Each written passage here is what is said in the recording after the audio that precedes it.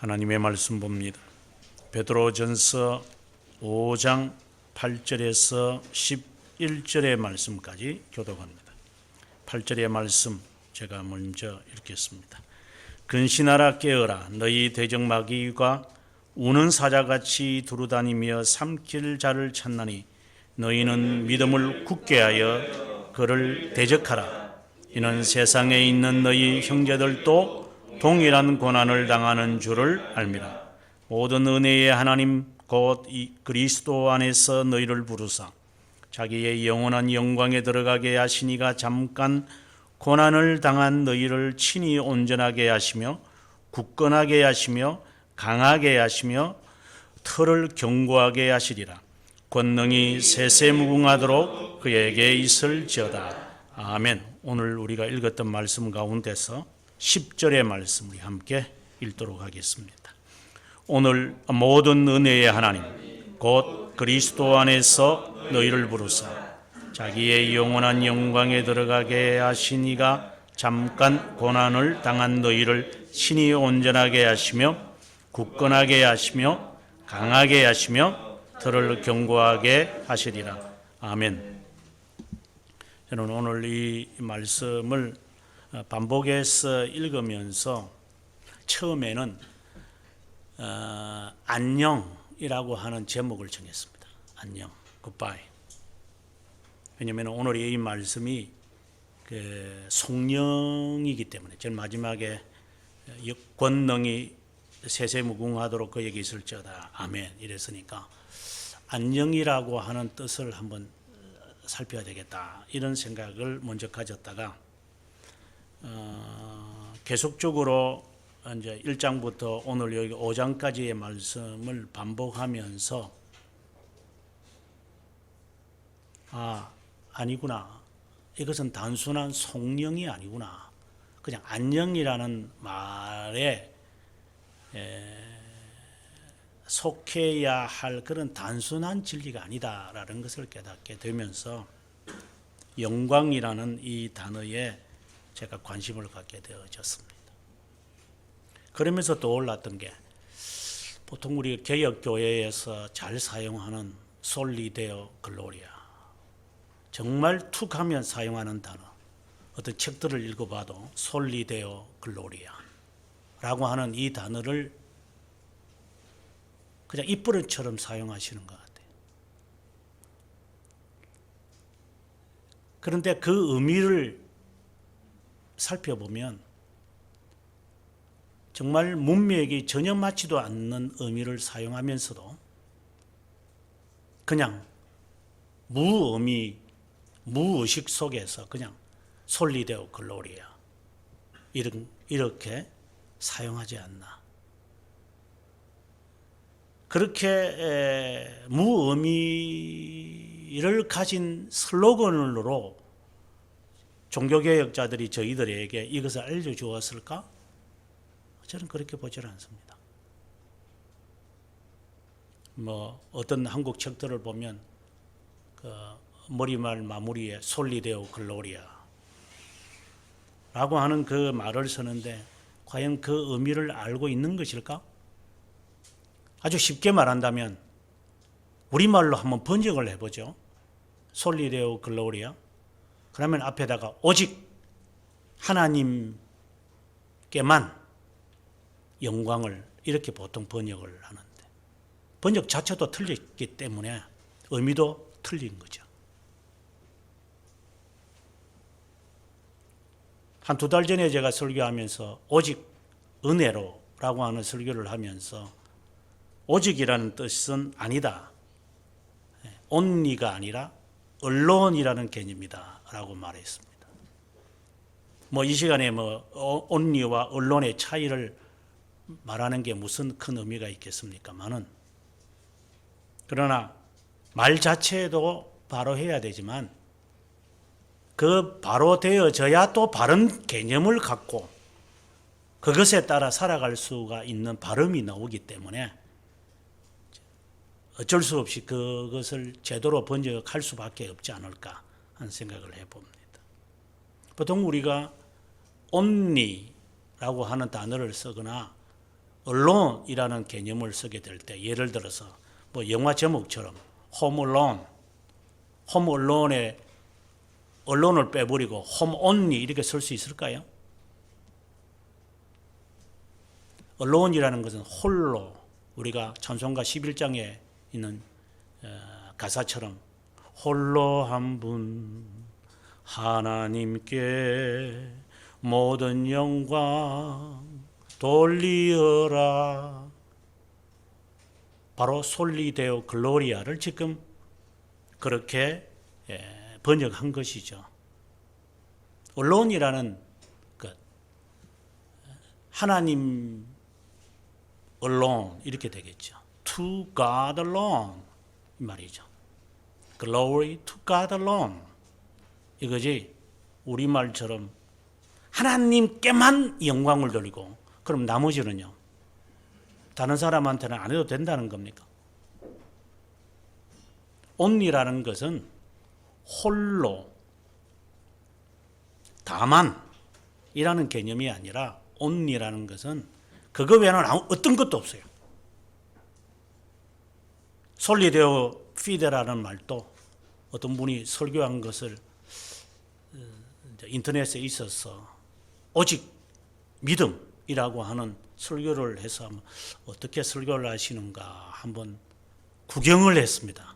뭐 듣는 것은 아니고. only라는 이 단어에 꽂혀가지고 그렇지 않아요. allone이에요. alone. 그래서 믿음만 오직 믿음이라는 개념이 아니라 언론을 들어가게 되어지면 상대적인 개념을 갖고 있어야 돼요. 집에 들어갔더니만 혼자 있네? 그때 우리는 저 사람은 집에 혼자 있구나. Him alone at home 이렇게 이야기를 하죠. 거기에 only를 갖다 붙이면 될까요? 집에 유일하게 그 사람만 있네?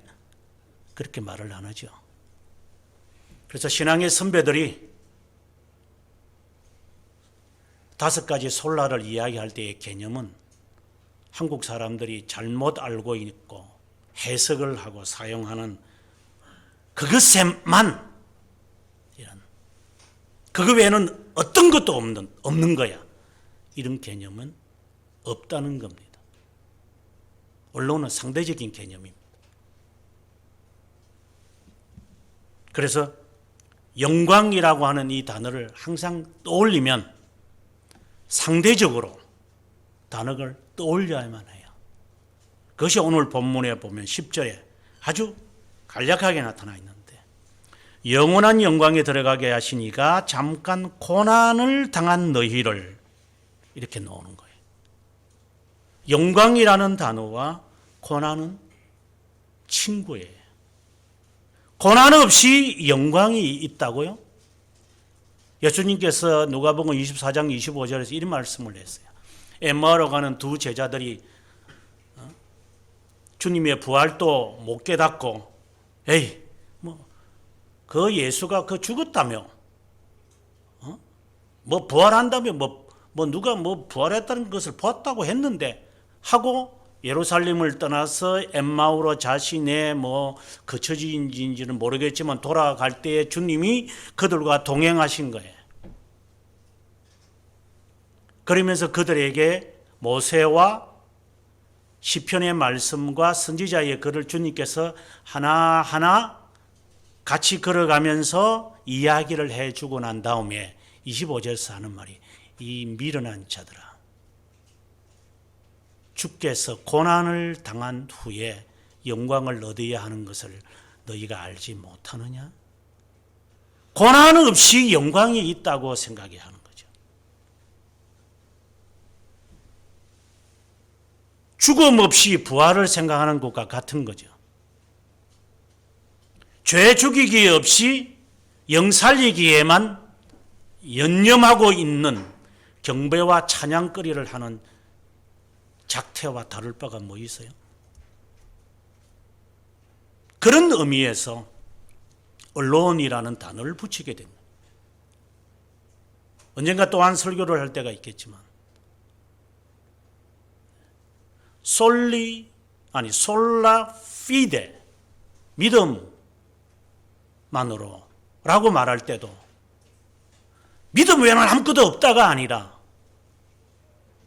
행함이 없는 믿음을, 행함 자체가 없는 믿음이 무슨 소용이 있느냐라는 의미지. 행함은 다 필요 없고 믿음으로만 구원받는 거야. 믿음이야. 믿음. 그런 설교들을 여러분들이 많이 들었을 거예요. 개념도 알지 못하는 자들이 그렇게 함부로 소리를 내는 자들을 많이 봤을 거예요. 행함이 없는 믿음이라는 개념으로, 상대적인 개념으로 솔라 피데라고 이야기를 하는 거예요. 솔라 스크립추라도 마찬가지예요. 성경으로만 이라고 하는 개념도 마찬가지예요. 그러니까 집통계시를 받거나 또는 조금 신앙이 있다라고 하는 영성주의자들 보면 교리가 무슨 필요해서 성경, 그렇다고 성경 제대로 읽지도 못하는 적자들이 성경이야, 성경에 우리는 인간이 만든 교리 필요 없어, 성경만 난다고 이런 못된 무지한 표현들을 함부로 사용하는. 지난 주간에 이제 어느 PD와 만나서 대화하다가 이제 촬영을 위해서 저를 만나러 와서 이런저런 이야기를 하는 가운데 비로소 자기는 기독교 강요가 뭐고 교리라고 하는 단어를 교회에서 들어보지도 않았고, 제가 볼 때는 나이가 한 30대 중반까지 보이던데, 자기도 성경을 읽지 않는데요. 성경 안 읽어도 되니까 20분 설교하는 거 뭐 성경 안 읽어도 그 정도는 알아듣잖아요. 재밌는 이야기 하는 거고 다 알아듣는 이야기 하는데 뭘 앉아서 성경을 읽어서 연구하고 공부할 필요 뭐 있어요? 지도 연구를 안 하고 설교하고 듣는 사람도 그냥 와가지고 그냥 듣는 그 이야기. 미천이 없으니까 하나님의 말씀도 모르니까 그렇게 전하고 모르니까 그렇게 알아듣고, 이게 악귀가 맞는 거죠. 앞뒤가 잘 맞아 돌아가는 거죠.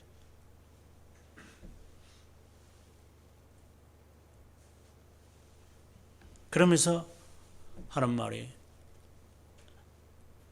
저희 교회 다니는 사람들이나 뭐 저도 그렇지만은 이제 하는 말이, 성경을 우리는 안 읽어요. 성경 읽어야 할 이유도 없지만 우리 주위 사람들이 다 그렇던데요. 그러면서 자기는 신앙생활 잘 했다고.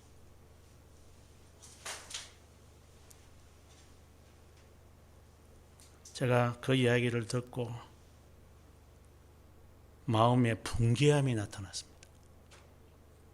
칼빈이 1545년 4월 28일 날 나바르의 여왕에게 이런 편지를 썼습니다. 뭐 길게 있는 내용이 있지만 뒤에 마무리해서 이런 말을 합니다. 주인이 공격을 당하면 개는 소리를 짓는다. 하나님의 진리가 공격을 당하는데 침묵을 지킨다면 나는 겁쟁이다. 이 말을 45년에 나바르의 여왕에게 보낸 편지의 유명한 문구예요. 진리가 지금 침해를 당하는데 우리가 가만히 있어야 되는가? 예를 들어서 개새끼가 도둑놈이 오는데도 가만히 앉아가지고 잠을 자고 있다면 그 개 그대로 놔둬야 됩니까? 그걸 어떻게 해야 돼요? 그걸 보신탕으로 해먹을까요? 진리가 지금 침해를 당하고 있는데 하나님의 종이 침묵을 지킨다면 그건 겁쟁이지 않을까요? 그래서 그가 하는 말이 저는 겁쟁이가 되고 싶지 않다. 그가 1564년에 죽으면서 마지막 순간까지 숨을 헐떡이면서 그는 이제 계속해서 걸어다니는 병원이라고 했으니 계속해서 아팠거든요. 가장 대표적인 게 담석증이고, 그 다음에 결핵이고, 그리고 이제 가끔씩 이제 피부병도 있었다. 이런 말을 듣곤 합니다. 그러면서 마지막 숨을 쉬는 순간까지도 그가 했던 말이 제비같이 학같이 제가 지적이나이다. 주여, 제 평생에 저는 지적이었습니다. 그리고 마무리하지 못하는 에스겔 주석을 쓰면서 이걸 말해야만 하는데, 그래서 저는 에스겔 주석을 쓸 때 그의 인생의 제일 마지막이거든요. 앞으로 써야 할 게 얼마나 많아요. 12개 서신서들을 다 써야 되는데. 그의 마지막 그 편지에 의하면 그 친구 파렐에게, 친구라기보다는 20살 많은 아버지 뻘에 되는데, 내 손이 떨리네. 해야 할 일이 많은데. 내 손이 떨리네. 해야 할 일이 많은데. 이걸 아마 추웠던 것 같아요. 네. 개가 소리를 질러야죠. 아니면은 꼬리를 감추는, 겁이 많은. 개가 소용이 없잖아요. 개 역할이 그건데. 하나님의 이 말씀은 순전하게 선포도 해야 되겠지만 순전하게 듣기도 해야 되죠.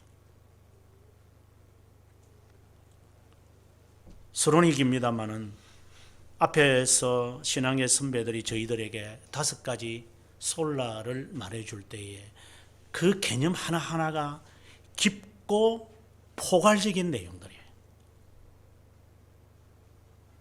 가볍게 듣지 마세요.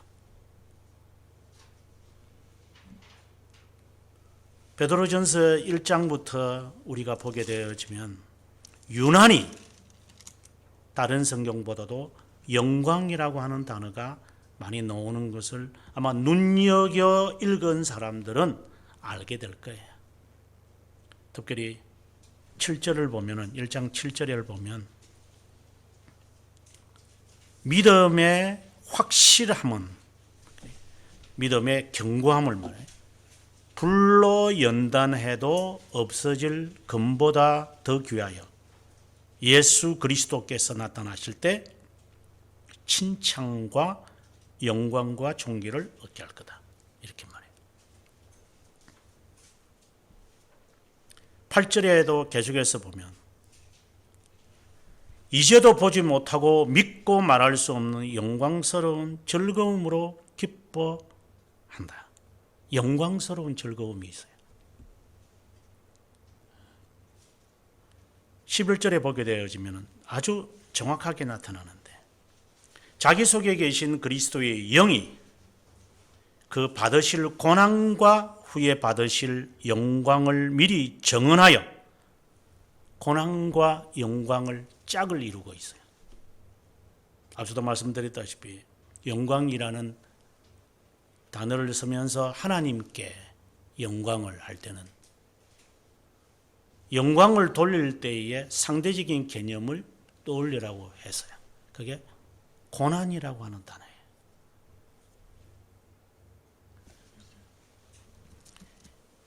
(24절에) 가보게 되어지면 이사야의 말씀을 인용하면서 모든 육체는 풀과 같고 그 모든 영광은 육체와 영광을 대조하고 있어요. 그 다음에 2장으로 가서 12절에 보면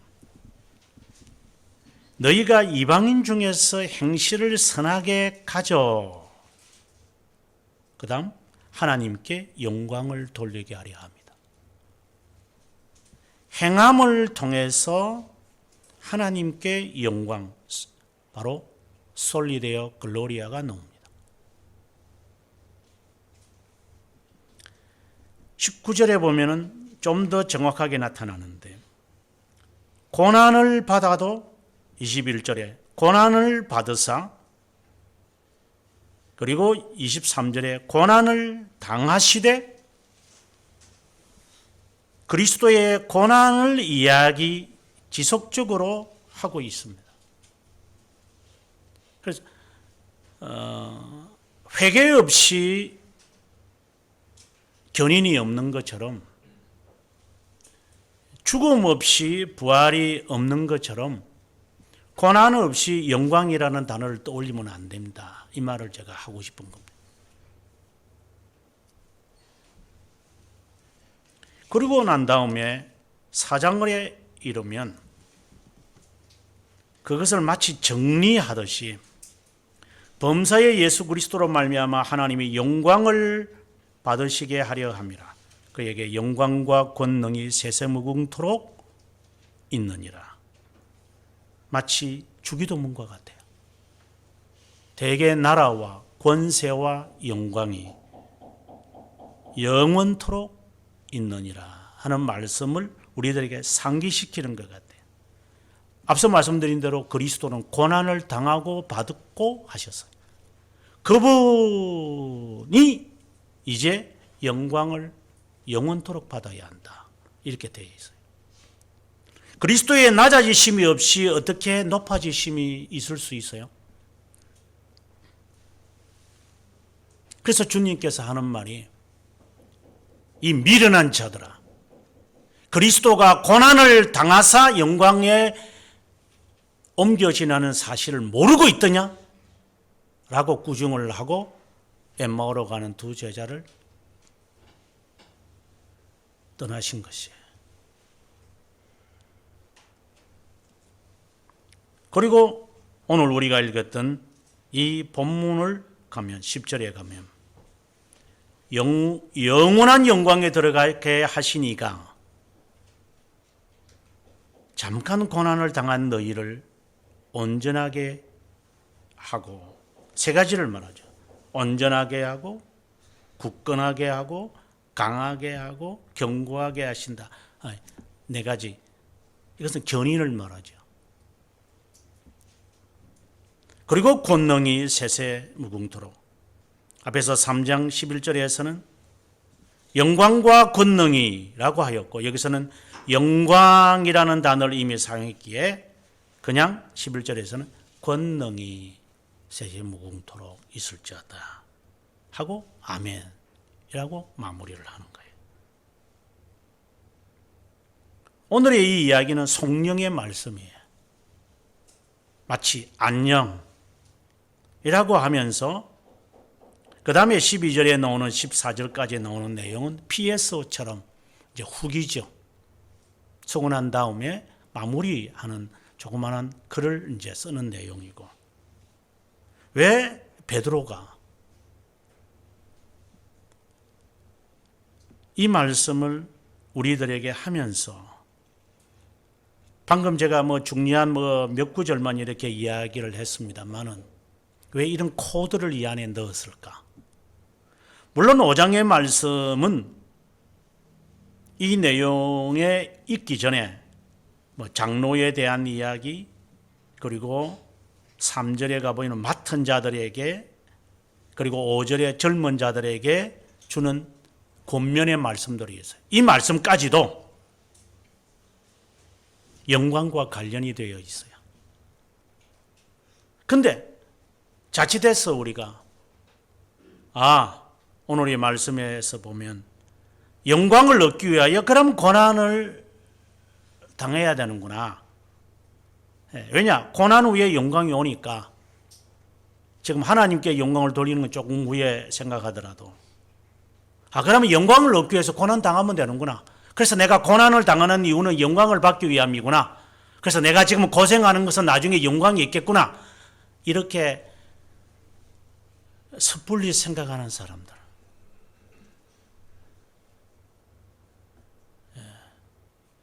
지금 우스운 사람들의 이야기죠.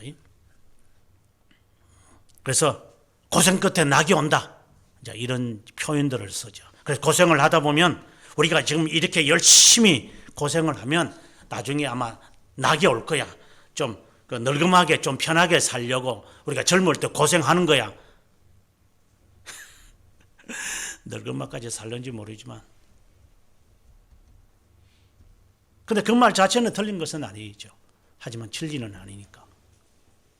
그렇게 섣불리 고난을 당하니까 영광이 오겠다라고 하는 섣부른 그런 적용을 하지 말라는 말씀을 제가 하고 싶은 거예요.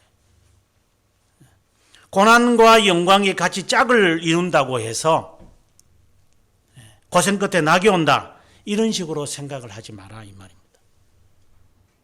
그러다 보면 큰일 날 때가 많아요.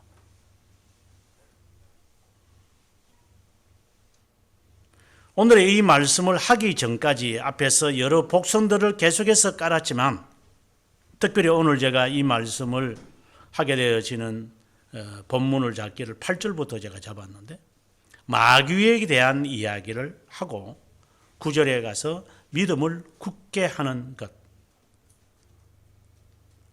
이것을 이야기하면서 너희도 고난을 당한다 이런 말을 해요. 그래서 고난이라는 단어를 고생이라는 단어로 해석하면 안 돼요.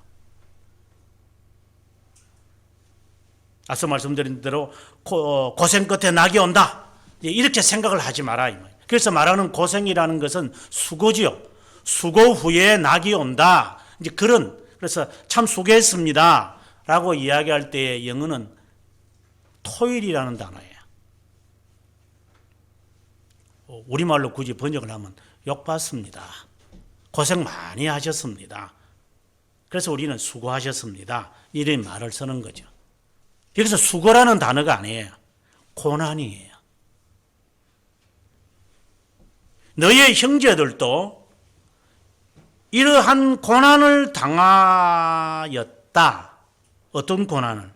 8절부터 나오는 마귀와 싸우는 이 고난, 이게 얼마나 힘든 것인지, 이 고난이 없이 하나님의 영광, 그것은 아예 떠올려서도 안 되죠.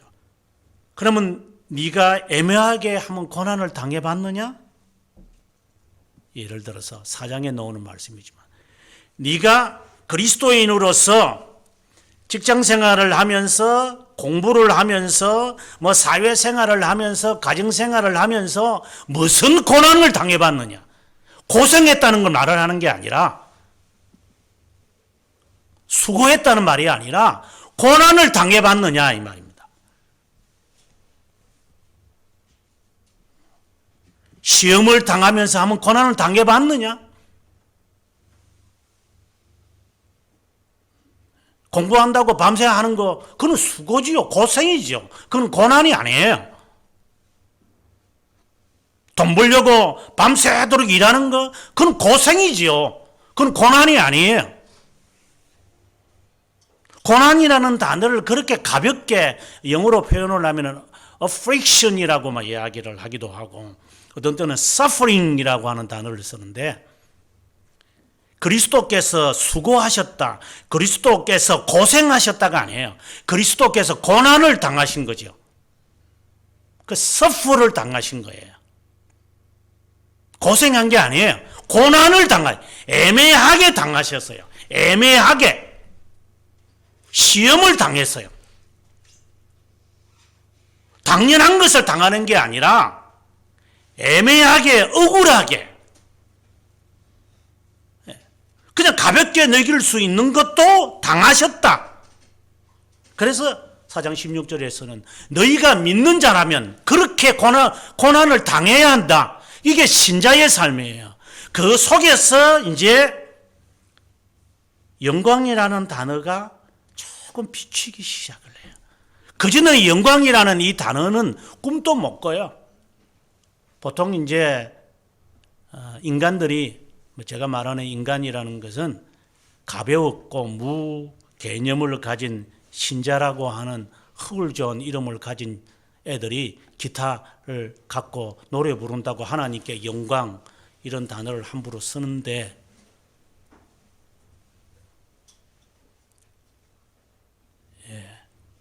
골치 아픈 애들이죠. 하나님 앞에 그렇게 액션을 행해서 하나님은 액션을 하지 않아요.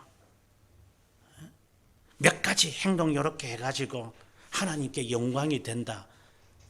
고난이라는 단어와 액션이라는 단어와 어울리는 단어가 아니잖아요. 하나님께 영광을 돌리는 것이 뭐 몇 가지 선한 액션을 했다고 하나님이 영광을 받으신다는 이 자체가 얼마나 눈 감고 아니면은 눈 가리고 아웅거리는 거예요. 하나님에게는 액션이 소용이 없어요. 그래서 그 액션을 통해서 하나님께 영광을 돌리겠다고 이렇게 가볍게 이야기하는 자들은 나중에 대가를 치르겠죠. 사랑하는 사람한테 액션을 해서 되겠어요? 생일 당겼다고 해서 결혼 기념일이라고 해서 그 자체가 나쁜 건 아니지. 액션 자체가 나쁜 건 아니고 장비고 천송이 그러면 어떤 사람들은 차라리 현찰로죠. 그 말 정말 잘하는 말이죠. 차라리 현찰로죠. 이 말은 무슨 말일까요? 돈 달라는 말일까요? 평소에 잘해. 그날 맞추어서 그것만 잘하려고 하지 말고 그 액션 자체가 잘못된 것은 아니지만 액트를 하고 있는데 액션을 했다면 그건 좋은 거죠. 그러나 액트는 하지 않으면서 액션만 부리기 때문에 하나님에게도 그렇게 행동을 하겠죠. 그래서 우리가 제가 얼마나 하나님을 사랑했고 하나님을 위하여 헌신했고 얼마나 내가 헌금을 드렸고 얼마나 내가 하나님 앞에 예배를 드렸는데 봉사를 했는데 왜 나에게 이런 고난을 주십니까? 거기에 고난이라는 고상한 단어를 갖다 붙여가지고 고생을 하게 하십니까? 이렇게 이야기를 하는데 실제로 그런 일을 당하면 그렇게 말할 수밖에 없는 우리지만 그러나 그렇게 다루어져야 할 한 문장 안에 들어가야 할 내용이 아니죠. 고난을 당해야 사장에 있는 특별히 12절부터 말씀하는 것을 통하여 이제 영광이라는 문턱의 열쇠를 비로소 갖게 되어지는 거예요. 그 고난이라는 것은 사장에서 잘 말씀을 하고 있습니다만은 18절에 가보면 의인이 겨우 구원을 받으면 경건치 아니하는 자와 죄인은 어디에 쓰겠느냐. 의인도 겨우 구원을 받을 건데 그리고 19절에 가서 하나님의 뜻대로 고난을 받는 자들은 이렇게 고난은 고생이 아니라 하나님의 뜻대로 고난을 받는 자들은 또 다른 말로 선을 행하는 가운데 그러니까 선을 행하는 것이나 하나님의 뜻대로 고난을 당하는 것을 같은 의미로 쓰이고 있어요. 그 영혼을 기쁘게 여기시는 창조주께 의탁하노라. 그러니까 영광을 받는다는 것을 이야기하고 있어요.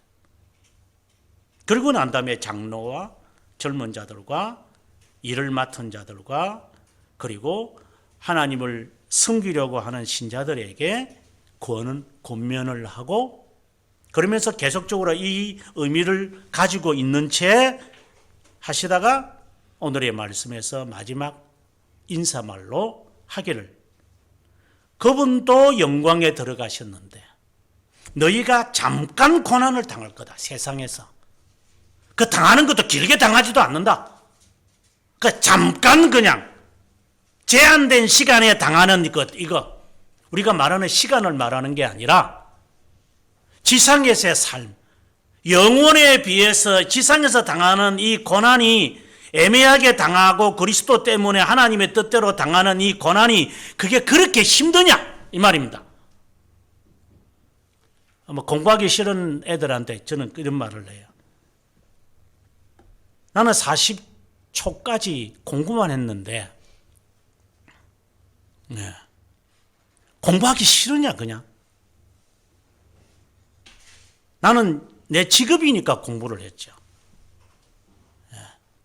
30년 가량을 계속해서 공부만 했는데 이제 겨우 5년 또 하지 않은 공부를 하기 싫어서 못하겠다고 게으름을 피워가지고 성적을 제대로 못 낸다면 너같이 게으른 애가 어디 있냐 세상에. 그건 게으름병이죠. 잘하라는 게 아니라 내가 열심히 했는데 안 되는 걸 어쩌겠어요. 하지만 게을러서는 안 되죠. 그 짧은 시간에 딱 주어지면 그 기간 동안에 고등학교까지의 12년 공부, 대학 가면은 16년 하겠고, 대학원 가면은 18년을 하겠지만, 그거 짧은 시간에도 제대로 공부 못하면 인생 어떻게 살래니까? 인생을 그렇게 우습게 보고 있냐? 집값이 올라가니까, 공부하면 뭐예요? 그거 진배채 사가지고 집 오를 때 팔면 그거 돈, 그런 잔머리를 구리려고 하냐?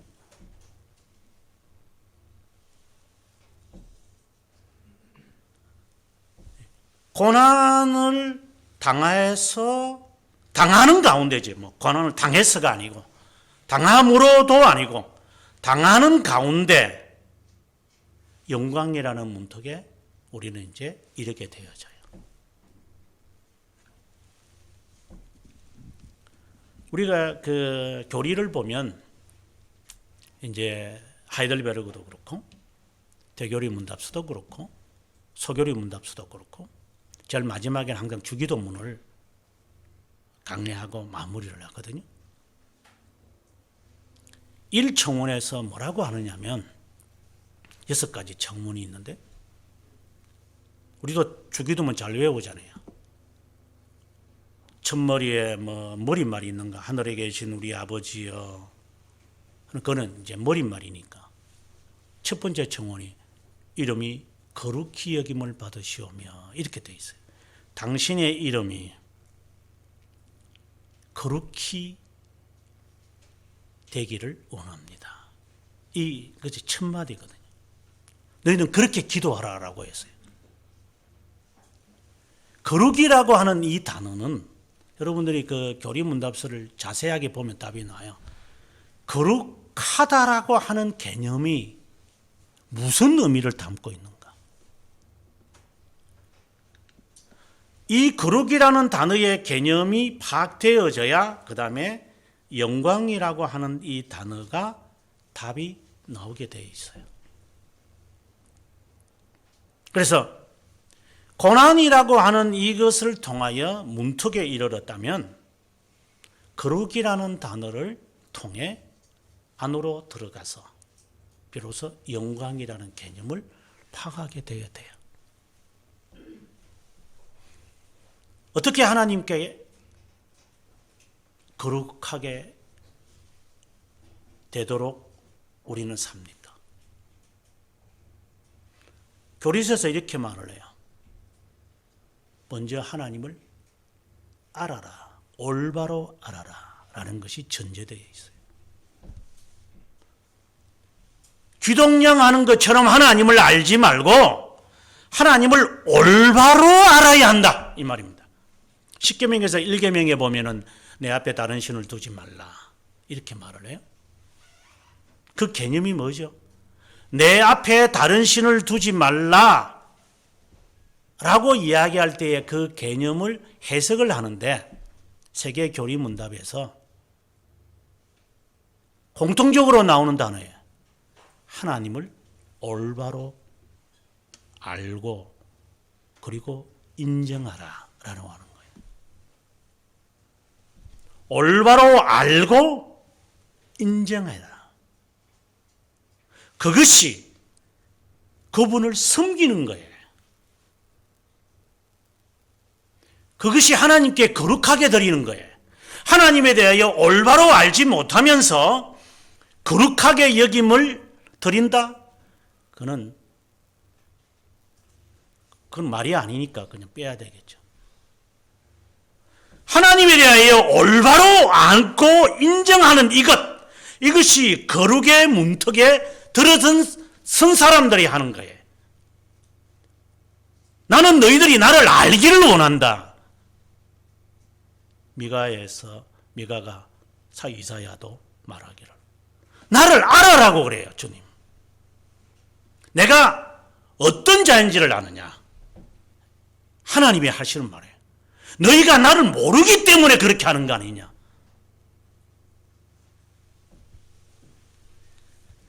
칼빈 선생이 기독교 강요 1권 10장에서 이제 성경적 하나님에 대한 인트로덕션을 시작하죠. 이제 하나님에 대해서 설명을 해야 되니까 삼위일체가 13장에 나온다면 10장에서 이제 하나님에 대한 이제 서론을 이제 이야기를 하기를 하나님은 어떤 분이시냐 라고 하는 말을 해요. 하나님을 아는 것에 선언을 이제 하고 난 다음에 그 다음에 하나님은 어떤 분이시냐, 성경에서 어떻게 우리에게 간략하게 말하고 있느냐. 하나님은 무한하신 분이다. 다른 말로 하나님은 영원하신 분이다. 이 말을 하고 있는 거예요. 영원이라는 개념은 우리는 이해하기 참 어려워. 우리는 영원이 아니기 때문에. 이해하기가 쉽게 하려면 우리가 살고 있는 이 중력, 지구의 중력과 진공상태 우주를 생각하면 이해가 될는지 모르겠어요. 우리는 이 중력이 있으니까 지구가 잡아당기는 이런 중력이 있고 태양도 태양이 잡아당기는 중력이 있죠. 모든 이 항성, 행성도 마찬가지지만 행성과 항성은 다 자기가 잡아당기는 힘들이 있어요. 네. 그 잡아당기는 그 힘에 균형을 이제 맞춰야 되는데 그 중력의 힘에 벗어나면 진공의 상태예요. 그래서 우리가 로켓과 같은 이런 포들이 이렇게 가면 이 중력을 벗어나면 마찰이 없잖아요. 대기권으로 들어오니까 마찰이 생겨서 불덩어리가 돼가지고 바다에 이게 빠뜨려져서 픽 하고 막 불덩어리가 그냥 아니면 다 녹아버리고 그냥 이런 것들인데. 그래서 이 진공 상태에서는 그냥 가는 거잖아요. 그냥 이렇게 힘이 없으니까 힘도 받지도 않고 힘도 없으니 그대로 있는 거예요. 이게 천년만년 가는 거예요. 억년을 가는 거고 이게 영원이라는 개념이거든요. 그 영원하신 분이다. 하나님은 영원하신 분이다. 그래서 그분은 변하지 않는다. 우리는 시간이라고 하는 것을 하나님이 창조하셨으니까 아침이 되고 저녁이 되니 이게 시간이잖아요. 이게 시간이 반복하는 거니까 이제 반복하는 것을 하나님이 만드신 거잖아요. 그래서 우리가 반복하는 거예요. 못된 짓도 반복하는 거고 밥을 먹는 것도 반복하는 거고 잠자는 것도 반복하는 거고 인생은 계속해서 반복하는 거. 왜? 시간에 사니까. 영원이라는 게 하나님을 그렇게 생각하면 안 된다 이 말이야. 하나님은 영원하신 분이시기 때문에 하나님을 반복하는 분으로 생각하지 마라. 이성과 과학은 반복해요. 그래야지 이성적이라 그래요. 우리는요. 반복하지 않으면 안 돼요. 이렇게 하니까 저렇게 되는구나 라고 하는 공식이 있을 때 우리는 이성적이고 과학적이고 합리적이라고 말을 해요. 그는 시간이기 때문에 그래요. 하나님은 시간에 제한되지 않아요. 시간과 상관없어요. 하나님이 영원한 분이기 때문에 그런 분에게 우리가 인간이 만들어낸 액션을 가지고 영광을 돌린다고요? 어디다가 함부로 그런 행동을 해요?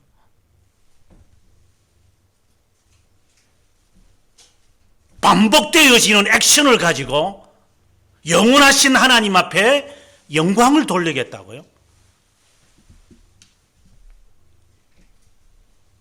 액션을 하지 말라는 게 아니라 그 자체를 포기하라 이 말입니다. 그래서 영원하신 하나님, 영원의 개념이 있어요.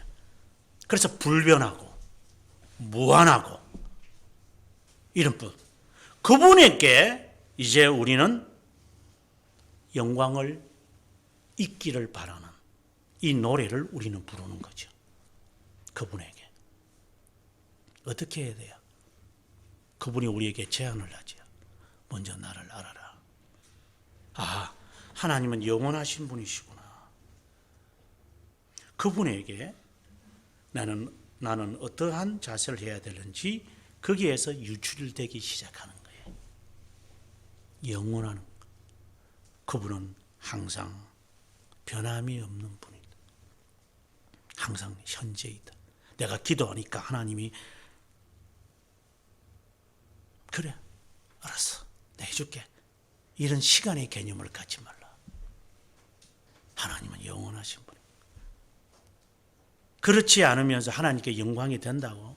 그건 말이 안 되는 거예요. 그래서 하나님은 영광을 돌린다고 할 때 그분이 어떤 분임을 알아야만 할 것이다라는 거예요.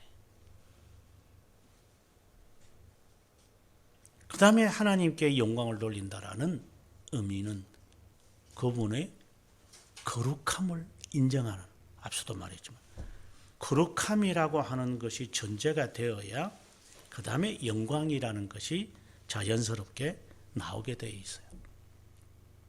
그래서 앞서 말씀드린 대로 거룩히 여김을 받으시옵소서, 네 앞에 다른 신을 두지 말라, 이것은 다 거룩을 지금 말하고자 하는 거예요. 거룩. 그래서 1계명에서 3계명이 거룩과 관련되어 있어요. 이 거룩이 없는데 그 다음에 4계명에부터 시작을 해서 5계명에서 시작을 해서 10계명까지 있는 의의를 이루는 것이 없어요. 그래서 거룩이 전제돼야 돼. 그래서 첫 번째 청문에서 세 번째 청문이 거룩과 관련되어 있는 거예요. 그리고 난 다음 우리를 위한 기도가 네 번째, 다섯 번째, 여섯 번째까지 연이어지는 거예요. 거룩하라, 이 말은 영광을 돌리라 하는 단어로 바꿀 수 있는 그 단어예요. 그런데 이것만 하는 게 아니라 세 번째로는 거룩이라고 하는 단어, 하나님을 아는 것을 전제를 하고 난 다음에는 그 다음에 나오는 게 언행심사에서 선행을 행하라, 이게 되어 있어요. 조심해라 이 말입니다. 항상 하나님의 영광, 아까 말씀드린 하나님의 거룩하심, 하나님의 어떠한 분이심을 연상을 하고 항상 기억 속에 있으면서 내가 말하는 것과 행동하는 것과 생각하는 것과 그리고 삶을 항상 비추어 봐라. 이 하나님께 영광을 돌리는 이야기에서 나오는 겁니다. 이것을 전제되지 아니하고, 만약에 거룩이라는 것이 전제되지 않으면서 의를 이룰 수 없으니까, 하나님에 대해서 아는 것이 전제되지 않고서는 어떻게 행해야 할 것을 나는 모르잖아요. 왜? 그분을 알려면 성경을 읽어야 되고 말씀을 들어야 되고 말씀을 연구하게 되어지고 그 연구하는 가운데서 하나님이 요구하시는 것을 우리가 알게 되어지고 그 요구하는 것을 우리는 실천하게 되어지겠죠. 이것이 하나님께 영광을 돌리는 것이라고 교리문답서들에서는 설명을 하고 있는 거예요. 그런데 앞서 말씀드린 대로 성경을 읽지 않는데 영광이 있다고요? 성경 한 달이 가도 한 절도 안 읽는 놈들이 앞에서 찬송을 부르면서 하나님께 영광 돌린다고요? 가증한 자들이죠. 하나님에 대해서 알지도 못하는데 어떻게 그분께 영광을 돌려요?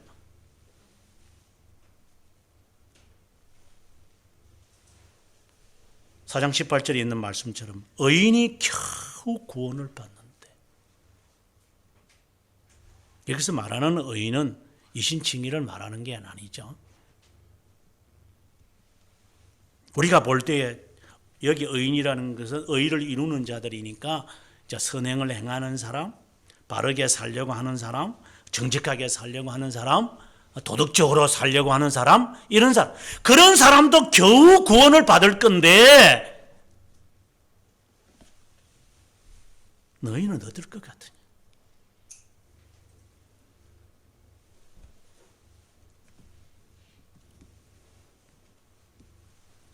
그 다음에 네 번째의 의미는 지속적으로 고난을 이야기하면서 그리스도 안 10절에 보면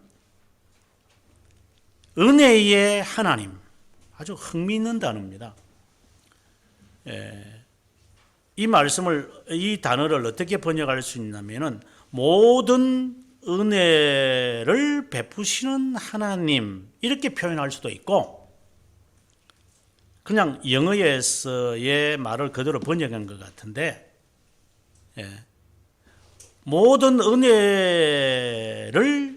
은혜의 하나님, 이렇게 되어 있죠. 이것은 모든 은혜를 베푸시는 하나님, 여기서 하나님은 삼위일체를 말해요. 성부 하나님을 말하는 게 아니라 그 하나님이 또 다른 말로 한다면 그리스도 안에서, 이렇게 말. 그래서 모든 은혜를 베푸시는 하나님은 그리스도 안에서라는 단어로 바꿀 수 있다, 이 말인 거예요. 예를 들어서 에베소서 1장 4절에 보면 그리스도 안에서 우리를 택하사라고 되어 있어요. 그 말을 바꾸세요. 모든 은혜의 하나님께서 우리를 택하사, 이렇게 할 수 있겠죠. 그러면 하나님은 우리에게 필요한 모든 은혜를, 그것은 이제 예전부터 시작을 해서 우리 견인 구원까지 다 포함해서 이런 하나님의 주체가 되시는, 이런 은혜의 주체가 되시는 그 하나님께서 안에서 라는 개념이 영광이라고 하는 것에 유출되어지는 단어예요. 이것이 전제되지 않고 하나님께 어떤 액션이 취해진다? 그것은 아무 의미가 없어요. 그래서 모든 은혜를 베푸시는 그 하나님이 우리에게 성육신 하신 그리스도 안에서 우리를 택하사, 그리고 우리를 부르셔서 자기가 영원한 영광에 들어가게 하신 그것을 위해 우리로 하여금 지상에서 고난을 당하도록 하심으로 살면서, 그 고난이 바로 사탄의 세력과 싸우는 것, 온전하고 굳건하고 강하게 견고하게 하시는 그 하나님께, 이 자체가 영광이에요.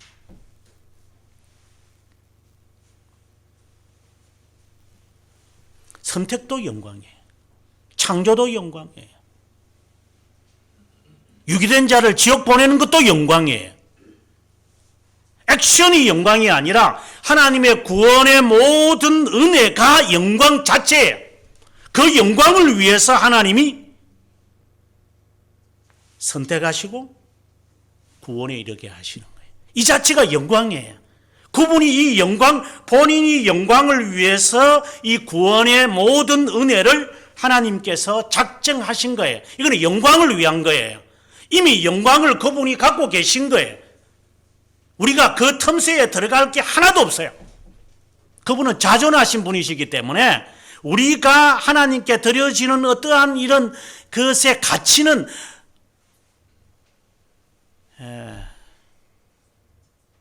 우리가 아무리 깨끗하다고 손을 깨끗하게 씻어도 왜 수술하는 의사들이 장갑을 끼고 합니까?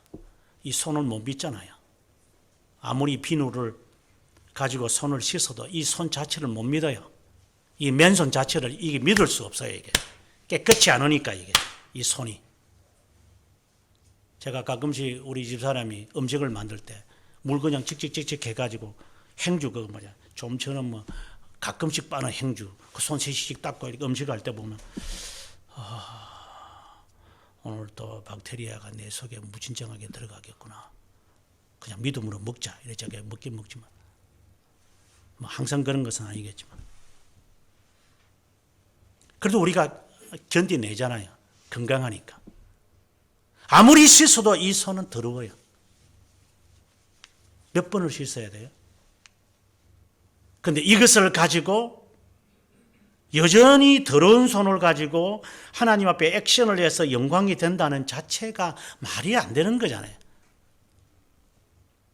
그것도 더러워서 우리가 장갑을 끼고 수술하는 판인데.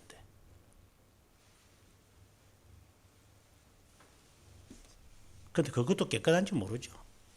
그 장갑이. 그것도 믿을 수가 없어요, 실제로.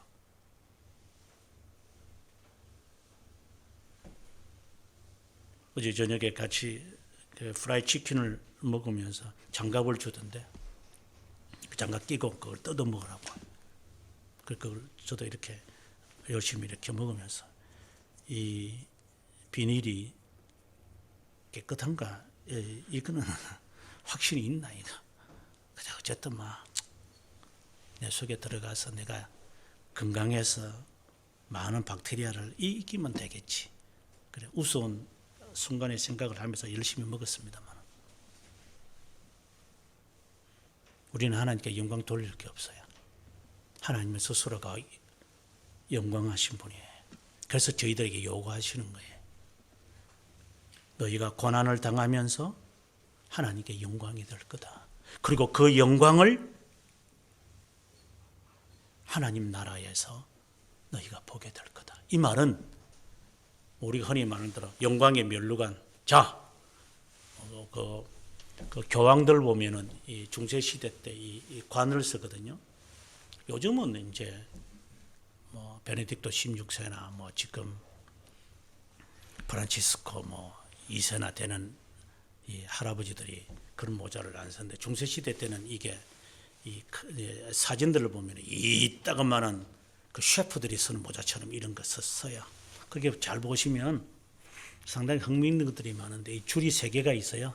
줄 이렇게 전한 줄, 두 줄, 3줄. 그게 성부, 성자, 성령이라고. 그래 지가 하나님의 이름으로 한다고 이렇게 모자를 덮어 쓰고 이렇게 하는 그런 그림들이 많아요. 중세시대 때는 다 그런 그림들이에요. 교황들이 많이 입었어요. 그래서 하나님께 하나님의 영광을 취한다고. 우리가 하나님 앞에 가서 영광을 취한다고 할 때에 그런 영광의 멸류관을 쓴다고 사람들이 생각을 하는데 정말 주님의 이름으로 선언하지만 꿈을 깨십시오. 우리는 주어진 것을 행했을 뿐 하나님께 영광. 성경에 보니까 영광의 멸류관을 뭐 나를 위하여 예비된 영광의 멸류관 그런 상징적인 표현이지. 주님께서 말씀하시는 영이신 하나님께서 가시적인 것을 이야기하시겠어요? 30배, 60배 준다고 하니까 곱하기 30, 곱하기 60 이렇게 해가지고 하나님 우리에게 복을 주실까요? 플러스 마이너스 칼큘레이터를 해가지고 이런 식으로 생각하니까 하나님은 영원하지 않지요. 그런 하나님을 포기하라 이 말입니다. 인간적으로 생각하지 말라 이 말입니다. 그 자체가 하나님께 영광이 되지 않는 거예요. 그래서 하나님께서 우리에게 영광을 여기 오늘 보면 4절에도 영광의 관을 얻으리라 이렇게 이야기하실 때는 가시적인 것을 말하는 것이 아니라 앞서도 제가 말씀드렸다시피 구원의 모든 서정은 하나님의 영광의 위에서 하는 거예요. 그럼 여기서 영광의 관이라는 것은 뭘까요? 구원을 받는 것을 이야기하는 거죠. 그래서 달려갈 길을 열심히 달려야만. 그래서 영광의 멸류관이 기다리고 있을 거다. 구원을 말하는 거죠. 구원 이 이상 영광이 어디 있어요? 그리스도께서 구원을 위하여서 모든 은혜를 베푸셨고 그 구원을 이루시기 위하여 인간으로 오셨고 그리스도의 그 사랑 때문에 우리가 하나님에 대해 조금이나마 이제 깨달아지는 것, 그래서 비로소 이제 인간이 살아가야 할 내가 선택된 자라는 것은 이제 감을 잡아가지고 살아가고자 하는데 이것이 이루어졌을 때 영광을 비로소 깨닫게 되어지는. 그러나 그 영광의 문으로는 못 들어가죠. 유기된 자는. 왜? 고난을 당하지 않았기 때문에. 어떻게 고난 없이 영광에 들어가요? 그리스도가 낮아지심이 없이 어떻게 높아지시는 거예요? 물론 그분이 이미 하나님이시니까 높아지셨는데 우리에게 시간 속에서 오셨을 때에 그분의 낮아지심과 높아지심이 나타나는 거죠. 영광은 죽을 때 고난을 당해야 비로소 구원의 완성을 보는 거예요. 그래서 오늘의 본문은 잠깐 고난을 당한 너희를 이 지상에서 짧은 시간이다. 이 긴 시간 아니다. 왜? 영원에서 바라봤을 때 이 시간은 아무것도 아닌데 그거 견디기 그렇게 어려우냐? 그렇게 지속하기 어려우냐? 그렇게 어려운 거냐? 이 세상에서 신앙생활을 바르게 하는 게 그렇게 힘든 거냐? 여러분들도 고생을 했지만 저희 부부도 유학하면서 고생 죽도록 했어요. 정말 죽도록 했어요. 저는 다시 돌아가고 싶은 생각도 있지만 집사람은 안 돼요. 하도 고생을 많이 해서. 그러나 지금에 와서 생각해 보면 그냥 정신없이 굴러갔다가 지금 이러는 것 같아요. 근데 그게 고생이에요.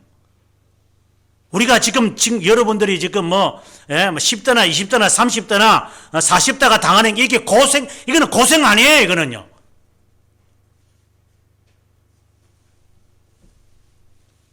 이거는 그냥 잠 한 8시간 자면 툭툭 하면 일어나는 거, 그게 무슨 고생이에요, 그거는요. 잠을 자고 나도 피곤이 안 풀릴 때 그때 고생이라는 거죠.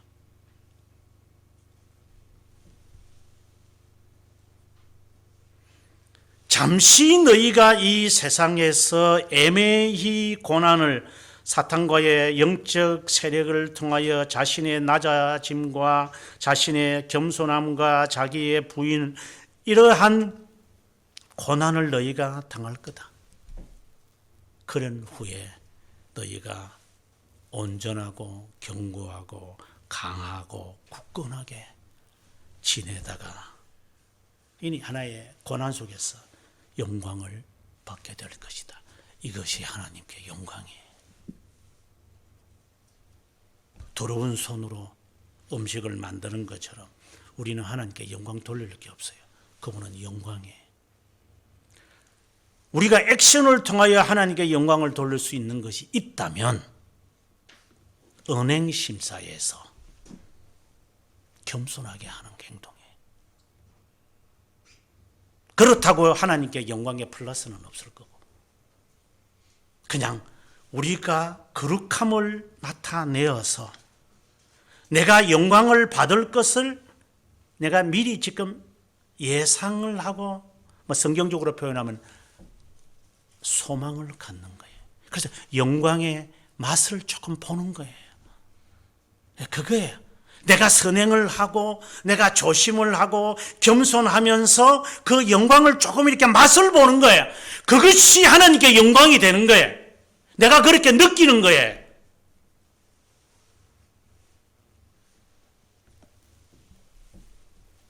신앙의 선배들인 종교개혁자들이 이 진리를 알고 있었기에 우리들에게 솔리데오 글로리아라고 한 거예요. 현대인들이 장난쳐서 속꿉장난하는 것처럼 몇 가지 액션을 가지고 하나님께 영광을 돌리겠다는 망령된 말을 함부로 짓거리면서 영광을 위해서 뭐 한다. 영광을 위해서 한다. 이런 수많은 시행착오를 죄를 범하면서 사람을 죽이는 것도 영광이래요. 죄를 범하는 것도 영광이래요. 여러분들이 유럽을 가보면 유로화라고 하는 돈이 있어요. 1달러부터 시작을 해서 1유로부터 시작을 해서 1000유로까지 있어요. 근데 거기에 그림이 들어가는데요. 아마 여러분이 유로를 안 보셨으면 잘 모르지만 뭐 인터넷을 통해서 보면 돼요. 거기에 그림들은 보통 지폐에는 다 사람의 얼굴들이 들어가요. 우리나라도 뭐 율곡 선생이 뭐 들어가던가요. 그다음에 뭐 세종대왕님, 그다음에 뭐 신사임당 이런 사람들의 얼굴이 들어가죠. 존경하는 사람들. 그래서 달러에도 보면은 조지 워싱턴부터 시작해 토마스 제퍼슨 이렇게 해서 링컨 이런 사람들 훌륭한 인물도 들어가요. 근데 유로에는 인물이 들어가질 않아요. 왜 그럴까요? 어느 돈에도 인물 들어가지 인물이 안 들어가는 돈은 없어요.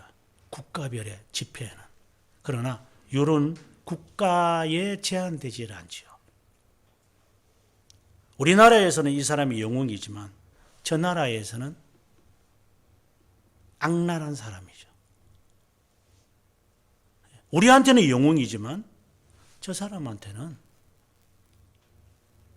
루저가 되는 실패자가 될 수 있기 때문에 그래서 건축 양식들을 다 그려놔요. 그래서 로마, 그래서 1유로에는 로마, 그 다음에 5유로에는 이제 그리스, 이렇게 하나하나부터 해서 20세기까지에 나오는 뭐 18세기에 있었던 바로크, 화려한 바로크, 고딕, 르네상스 시대는 고딕, 이렇게 해서 하나하나의 건축 양식들을 쭉 하고 있는 거예요. 우리가 이 돈을 보면서도 그 안에는 철학이 들어있죠. 그래서 영어로 유로라고도 쓰지만 헬라어로도 유로라고도 써놨어요. 근데 그건 영어는 아니죠. 라틴어죠. 그래서 서쪽에서 사용하는 라틴어 계통에 쓰는 사람의 유로, 그 다음에 동로마 제국과 같이 동유럽에서 사용하는 자들의 헬라어, 이게 두 단어가 유로, 라틴어를 쓰고 밑에다가 헬라어로 유로 써놨어요. 돈이라고 한다는 그 자체가 예술 작품이잖아요. 하나하나의 철학과 아주 면밀함이 그 안에 자세하게 들어가 있는 것들이잖아요. 심지어 하나님에 대하여 영광을 돌리는데 그분을 얼마나 자세하게 알아야 될까요?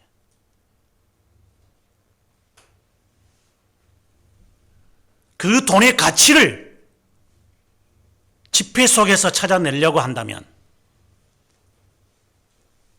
하나님께 영광을 돌린다라고 할 때에 하나님에 대하여 얼마나 우리가 자세하게 알아야 될까요? 그렇게 자세하게 바르게 아는 것도 없이 하나님께 영광을 돌린다고요? 솔리라고 하는 말씀처럼 상대적인 개념도 없이 하나님께만 영광을 돌린다는 이 개념만 가지고 우리나라에서는 영웅이지만 다른 나라에서는 침략자가 될 것인데 그 개념으로 자기가 행하는 것이 정당성을 앞장세워서 하나님께만 영광, 오로지 하나님께만 영광, 이렇게 이야기를 해서 얼마나 수많은 죄들을 범하고 있습니다. 고난이 없이 영광은 없는 거예요. 앞으로 우리가 솔리데오 글로리아라고 하는 단어를 쓸 때에 개념을 분명화하고 실언 없이 실수 없이 실족하지 않기를 바라는 마음.